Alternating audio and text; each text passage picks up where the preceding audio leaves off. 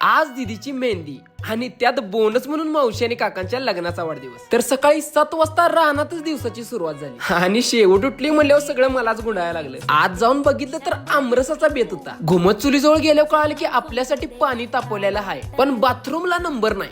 मग काय, होल वावर इज आवर. आंघोळ झाली तर आम्हाला मेहंदी आणि हळदीच्या डेकोरेशनचं सामान नाही पाठवलं. मग आम्ही घुमत सावळूज मधल्या एका डेकोरेशनच्या दुकानात गेलो आणि सांगितलेल्या सगळ्या वस्तू घेऊन आम्ही घरला आलो ते सगळ्यांसंग लागलं जेवायला बसलो. आणि ह्या वर्षातला पहिला आमरस पिऊन आमच्या सगळ्यांच्या तोंडावर अशी स्माईल आली. आता कराय काय नव्हतं म्हणून ट्रॅक्टर मध्ये जाऊन ट्रॅक्टर मधला साऊंड वाजवत बसलो.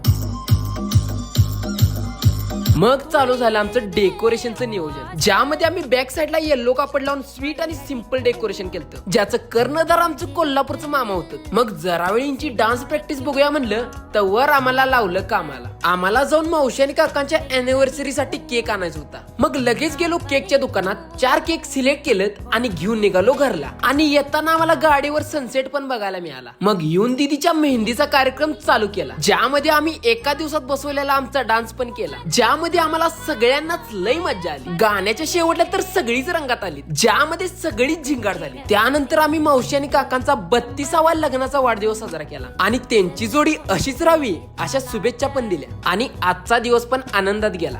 चला आत्ता काय निवांतच.